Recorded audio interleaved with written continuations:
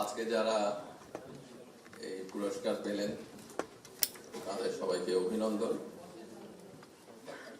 Dhaka city north এবং সাউথের গত প্রায় 1.5 বছরে অনেকগুলা উদ্যোগ এসেছে।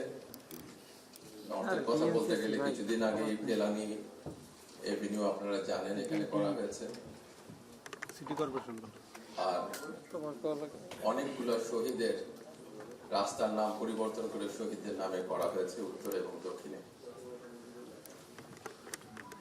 যেই বড় কাজটা সেটা হচ্ছে জলাভূমিগুলো উদ্ধার করা, কিন্তু এটা তো নাগরিক সহযোগিতা ছাড়া সম্ভব হয় না। তাই যদি উদ্ধারের পর জনসাধারণ যারা এই এলাকাতে থাকেন তাদের যদি সহযোগিতা না থাকে তাহলে এটা ধরে রাখা যাবে না। তাই তাদেরকে জনসম্পৃক্ত করা দরকার এবং জনসম্পৃক্ততার মধ্যে দিয়েই কিন্তু নাগরিক সুযোগ সুবিধাগুলো সবার কাছে পৌঁছে দেওয়া সম্ভব, এছাড়া সম্ভব না।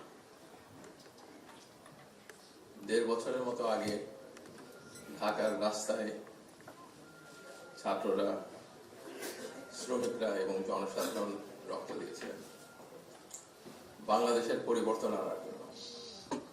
সেই পরিবর্তনের লক্ষ্যে অন্তর্বর্তীকালীন সরকার চেষ্টা করেছে।